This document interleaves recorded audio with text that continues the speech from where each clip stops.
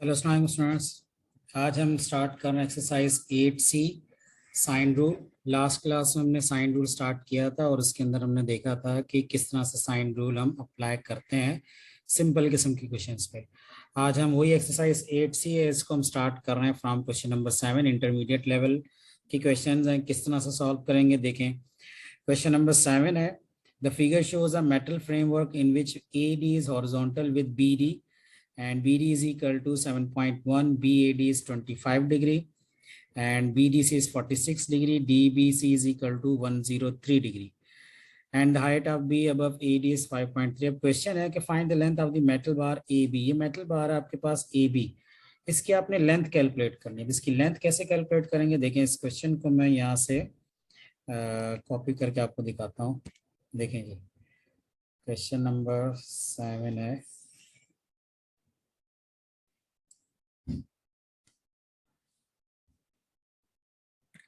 सी and देखिए इसमें है, ये देखें अगर हम यहाँ से इसको स्टार्ट करते हैं इधर तो ये हो जाएगा हमारे पास। इस पॉइंट पे अगर हम देखते हैं तो ये हो जाएगा हमारे पास, ये होगा कंट्रोल V, ये आ गया आपके पास। ठीक है जी, ये आ गया आपके पास। क्लियर नहीं है, sorry.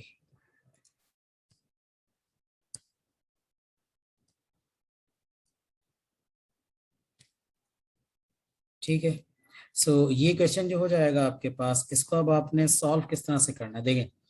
Find length of the metal bar AB। AB metal bar है, इसकी लेंथ आपने फाइंड करनी है। ट्राइंगल ABN है आपके पास। इस ट्राइंगल ABN जो आपके पास है, इसको सॉल्व करने का मेथड ये है कि 90 डिग्री आपके पास राइट साइड पे है, ये 90 डिग्री यहाँ पर है आपके पास। सो अब आप ये देखो कि फर्स्ट पार्ट में राइट एंगल ट्राइंगल है। इन ट्राइंगल, मैं यहाँ लिख रहा हूँ in triangle ABN, this is a right angle triangle. ठीक है, so in this right angle triangle एक एंगल ऑलरेडी गिवन है 25, 5.3 इसकी ऑपोजिट साइड है और 90 के ऑपोजिट है हाइपोटेन्यूज AB। AB गिवन है आपके पास, तो सॉरी AB गिवन नहीं, AB फाइंड करना है। तो ऑपोजिट है 5.3 और AB है रिक्वायर्ड साइड। तो ऑपोजिट और इस रिक्वायर्ड साइड में जो कि हाइपोटेन्यूज से रिलेशन बनता है साइन का। So I will write here sine 25 degree is equal to opposite side 5.3 upon AB। ठीक है जी, ये आ गया आपके पास। अब आपने इसको लिख लेना आगे, AB is equal to 5.3 upon sine 25 degree. ठीक है ना, ये अब आप कैलकुलेट कर लो AB। ये बनेगा AB is equal to 5.3 upon sine 25। ये कितना आएगा देखना जरा इधर, 25 divided by sine sorry 5.3 divided by sine 25, तो ये बन जाता है 12.5। ठीक है, तो ये ए बी आपके पास आ जाएगा यहाँ पे 12.54। ये आ गया ए बी की लेंथ आपके पास। फर्स्ट पार्ट है। सेकंड पार्ट किस तरह से होगा इसी के अंदर अगर आप देखो तो ये है इधर second part, the length that the angle that B D makes with B N. So B D आपके पास ये है और बी एन ये साइड है, इसके दरमियान आपने एंगल कैलकुलेट करना। तो ये एंगल इसके दरमियान कुछ इस तरह से आएगा। देखें जी, बी डी है आपके पास गिवन है डायग्राम के अंदर 7.1 है, यहाँ पे 90 डिग्री एंगल है, ये आपके पास 5.3। तो इन दोनों के दरमियान में जो एंगल है वो यहाँ पे एंगल बनेगा, इसको मैं नाम दे रहा हूँ बी। ऑलरेडी गिवन है, डायग्राम गिवन है, मैं अलग से डायग्राम बना रहा हूँ ताकि आपको सही से नजर आए। सो इन दिस ट्राइंगल आप यहाँ लिख लो इन ट्राइंगल। ऊपर मैं ये आपको लिखने की जरूरत नहीं है, मैं सिर्फ आपको समझाने के लिए लिख रहा हूँ। In triangle B and D triangle के अंदर एक एंगल है जो कि दो ट्राइंगल्स के दरमियान में आ रहा है। आप देखो according to this angle adjacent और हाइपोटेन्यूज। तो एडजेसेंट और हाइपोटेन्यूज में क्या रिलेशन है? एडजेसेंट और हाइपोटेन्यूज में रिलेशन होता है, राइट एंगल ट्राइंगल है, एडजेसेंट हाइपोटेन्यूज में रिलेशन है कॉस का। तो आप यहाँ लिखो कॉस दिस एंगल, आप इसको कह लेंगे angle theta is equal to adjacent 5.3 upon hypotenuse 7.1, theta is equal to cos inverse 5.3 upon 7.1 किया आपने। अब cos इनवर्स 5.3 अपॉन 7.1 अगर करेंगे तो क्या आंसर आएगा? cos इनवर्स 5.3 अपॉन 7.1, ठीक है जी। तो ये आ जाता है 41.7 डिग्री, सही है। तो यहाँ पे हम लिखेंगे जी थीटा हमारे पास आ रहा है, theta is equal to 41.7 degree. So third है the angle the length of the metal bar C D. आपने length of the metal bar C D जो है ये आपने करने, देखो फर्स्ट और सेकंड पार्ट अगर आप देखो तो ये सीन सिंपल से थे, ये थे regarding the right angle triangle जो कि आपने लास्ट ईयर सॉल्व की है। इस साल अब आप सॉल्व कर रहे हो other than right angle triangle, तो इसका third part basically sine rule से रिलेट कर रहा है सही मानों में।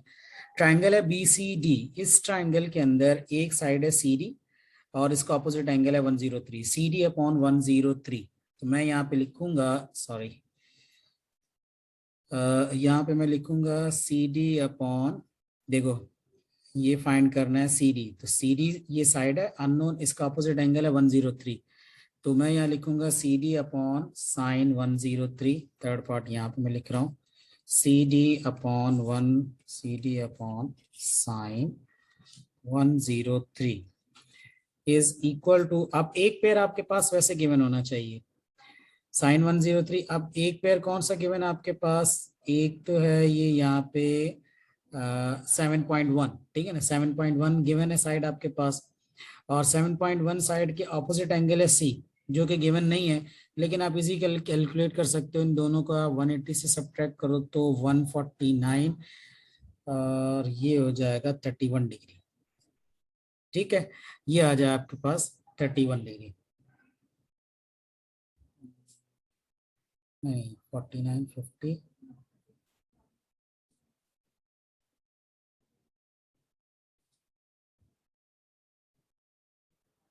हाँ सही है, ठीक है, कंफ्यूज हो रहा हूँ, ठीक है 31 डिग्री हो गया। सो अब आप यहाँ पर लिखोगे सी डी अपॉन, वो आपने लिख दिया सी डी अपॉन साइन 103, फिर आप लिखोगे 7.1 upon sine 31, 7.1 upon sine 31 degree आप लिखेंगे। इसको सॉल्व करेंगे तो ये हो जाएगा this is equal to C D is equal to 7.1 multiply by sine 103 upon sine 31, ठीक है। इसको अब आप अपने पास लिख लें, साइन क्या बनता है ये कैलकुलेट कर लेंगे। ये आ जाएगा आपके पास 7.1 multiply by sine 103 divided by sign 31, ये आ जाएगा 13.43, 13.43 आपने यहाँ पे लिख लेना है, 13.43 ये आ जाएगा सी डी, सही है। ये आ गया आपके पास साइड सी डी आपके पास आ गई। अब इसके बाद आप ये क्वेश्चन ये आपके पास कंप्लीट हो गया, आई होप कि ये समझ में आ गया होगा। क्वेश्चन नंबर 7 है, इसी तरह आगे और फर्दर क्वेश्चंस अगर आप देखोगे तो ये सेम क्वेश्चंस हैं, कोई ऐसा डिफिकल्ट इसके अंदर नहीं है। 6 के बाद 7 के बाद 8 है, 9 है, क्वेश्चन सिंपल है, 10 है क्वेश्चन, 11 है, 12 है। आप अगर इसके बाद मैं देखूँ आपको कोई क्वेश्चन सॉल्व करना, लेट सपोज के क्वेश्चन नंबर 11 देख लें आप, ठीक है ना। क्वेश्चन नंबर 11 अगर मैं आपको सॉल्व करके दिखाऊं यहाँ पर तो ये इस तरह से होगा, देखें जी ये है क्वेश्चन नंबर 11 की अगर हम बात करते हैं तो in the figure P Q R S is a nature reserve, ठीक है ना। 5.7 kilometre long walkway connects Q to S, it is given that, ये सारा क्वेश्चन है। Find area of the nature reserve. अब आपको इस पूरे का पी क्यू आर एस का आपको एरिया फाइंड करना है। देखो पी क्यू आर एस आप डेफिनेटली डायरेक्टली तो नहीं फाइंड कर सकते इसका एरिया, आप ये देख लो यहाँ पर कि इस जगह पर आपके पास ये दो ट्राइंगल्स हैं, ट्राइंगल पी क्यू एस और ट्राइंगल क्यू एस आर, ठीक है ना। पी क्यू एस ट्राइंगल को पहले सॉल्व करें, आप इसको देखें, मैं इसको भी सॉल्व करके दिखाता हूँ। लेट सपोज ये क्वेश्चन में कॉपी कर लेता हूँ।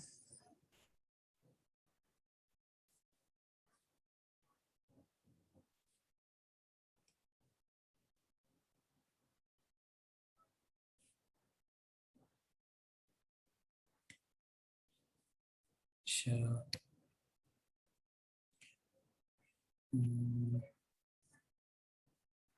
देखें यहाँ से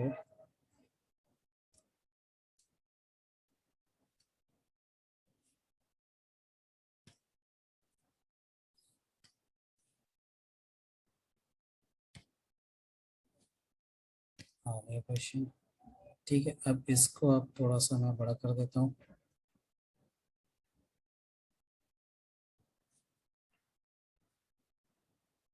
देखिए जी, अब ये कैसे होगा question, find area of the nature reserve. अगर हम इसकी बात करें तो पहले तो area of triangle P Q S find कर लेते हैं। ठीक है, तो मैं यहाँ लिख रहा हूँ area of triangle, area of triangle P Q S. ठीक है जी, ये ट्राइंगल है, triangle P Q S. P Q S का एरिया कैलकुलेट किस तरह से करेंगे, आपके पास ऑलरेडी इसके अंदर एक साइड गिवन है लेकिन एक साइड आपके पास गिवन नहीं है। तो पहले आप ये साइड फाइंड करोगे, कोई सी भी एक साइड। लेट सपोज मैं पी क्यू साइड फाइंड कर रहा हूँ, ठीक है ना। तो पी क्यू साइड फाइंड करने के लिए मुझे साइन रूल अप्लाई करना पड़ेगा। पी क्यू अपॉन इसका ऑपोजिट एंगल है साइन 55 डिग्री, ये मैंने लिख दिया। उसके बाद है दूसरा पेयर है, एक साइड ये मैंने 5.7 और इसका अपोजिट एंगल यहाँ बनता है, ये कितना होगा 180 में से आप सब्ट्रैक्ट कर लें 180 माइनस 48 माइनस 55 कर लें, दैट इज 77 डिग्री। तो ये आ गया आपके पास 77 डिग्री। सो 5.7 अपॉन साइन 77 डिग्री हो गया। सॉल्व कर ले इसको, ये आ गया पी क्यू आपके पास, P Q is equal to 5.7 then sine 55 upon sine 77 degree. ये देखने क्या बन रहा है इधर, 5.7 मल्टीप्लाई बाय साइन 55, ये हो गया divided by sine 77, so this is equal to 4.79। तो ये एक साइड होगी 4.79 की, 4.79 अच्छा किलोमीटर्स। अब ये आपने लिख दिया है कि जी पी क्यू 4.79 है, यहाँ पर डायग्राम में भी मैंने लिख दिया। अब इसका एरिया फाइंड करेंगे, तो एरिया इसका कैसे आएगा, इसका एरिया है, इसको मैं कह देता हूँ A1। ये है 1/2, दो साइड्स इसकी, एक साइड थी 5.7 और दूसरी साइड जो हमने फाइंड किया वो 4.79 है। और इनके इन बिटवीन जो एंगल आता है 5.7 और ये वाला एंगल आता है 48 डिग्री। तो मैं यहाँ पे लिखूंगा साइन 48 डिग्री, ये मैंने लिख दिया। अब इसको आप कैलकुलेटर पे कैलकुलेट कर सकते हैं। तो ये बन जाएगा आपके पास 5.7 multiply by 4.79 multiply by sign 48, ये वैल्यू आई डिवाइडेड बाय आप 2 कर देंगे इसको। सो दिस इज 10.08, मीन एक जो ट्राइंगल है ऊपर वाली उसका एरिया आ गया 10.08 kilometre square. This is A1, एक ट्राइंगल का एरिया। दूसरी ट्राइंगल का एरिया क्या है, दूसरी ट्राइंगल है आपके पास ट्राइंगल QRS, तो मैं यहाँ लिख रहा हूँ triangle QRS। Again in triangle QRS अगर आप देखो तो इसमें भी एक ही साइड गिवन है आपके पास 5.7 है, बाकी और कोई साइड गिवन नहीं है। अब आप ज्यादा बेहतर है कि QR फाइंड कर लो, क्योंकि QS और QR के दरमियान का एंगल आपके पास ऑलरेडी अवेलेबल है। तो राइट एंगल ट्राइंगल ये, इसके अंदर ये QR फाइंड करना भी इजी है। अकॉर्डिंग टू दिस 73 डिग्री, ये एक साइड एडजेसेंट और ये 90 के ऑपोजिट बनता है 5.7, तो ये कॉस का रिलेशन होगा। cos 73 degree is equal to, देखिए जी, cos 73 degree is equal to, यहाँ पे आएगा cos 73 degree is equal to adjacent side QR upon 5.7, QR upon 5.7। अब आप 5.7 उधर शिफ्ट कर दें, 5.7 हो गया और cos 73 डिग्री हो गया ये। तो ये बनेगा आपके पास QR को कैलकुलेट करें तो ये बन जाएगा 5.7 मल्टीप्लाई बाय cos 73 डिग्री, तो ये बनेगा 1.66। QR आ रहा है आपके पास 1.66 आ जाता है QR।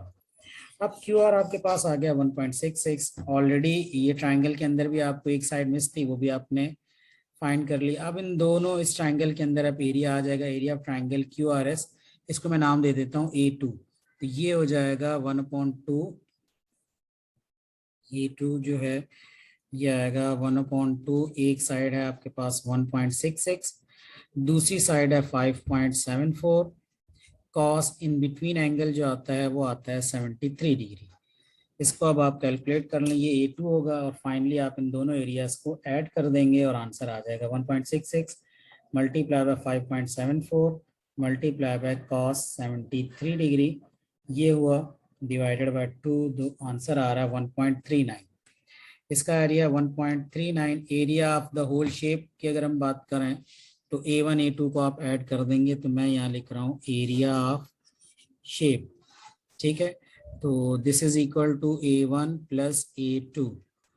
A2 आपने फाइंड किया 1.39 और A1 आपके पास आया था 10.08। सो ये दोनों आप ऐड कर लेंगे, 10.08 प्लस 1.39, सो ये हो जाएगा 10.08। तो दिस इज इक्वल टू 11.47, ठीक है। So area of the whole shape आएगा 11.47 किलोमीटर स्क्वायर, ठीक है जी। सो अब देखें, अब एक एक क्वेश्चन तो नहीं यहाँ पे मैं करवा सकता, लेकिन जो जो मुझे इंपॉर्टेंट लगते हैं डायग्राम वाले क्वेश्चन वो मैं यहाँ करवा देता हूँ। जो मैं नहीं करवाता उसका मेथड भी आपको पता है, सिंपल है, ऐसे ही होते हैं। जो मुझे इंपॉर्टेंट लगते हैं, जो ज़्यादा अच्छे लगते हैं क्वेश्चंस, वो मैं करवा देता हूँ। जिसमें कुछ नया कॉन्सेप्ट या थोड़ा डिफिकल्टी लेवल ज़्यादा होता है, वो मैं क्वेश्चन आपको सॉल्व करवा देता हूँ। सो ये अब एक क्वेश्चन हो गया आपका। आई होप इस क्वेश्चन में आपको अननोन साइड भी आपने फाइंड किया थ्रू साइन रूल, और आपने फिर एरिया भी फाइंड किया जिसकी प्रैक्टिस आपने प्रीवियस क्लास में की थी, ठीक है ना। तो ये दोनों कॉन्सेप्ट आपके इस क्वेश्चन से रेडी हो जाएंगे, ठीक है। आई होप का आपको ये जरूर समझ में आया होगा। नेक्स्ट क्लास में हम कॉस रूल पे वीडियो बनाएंगे। ओके जी, अल्लाह हाफिज।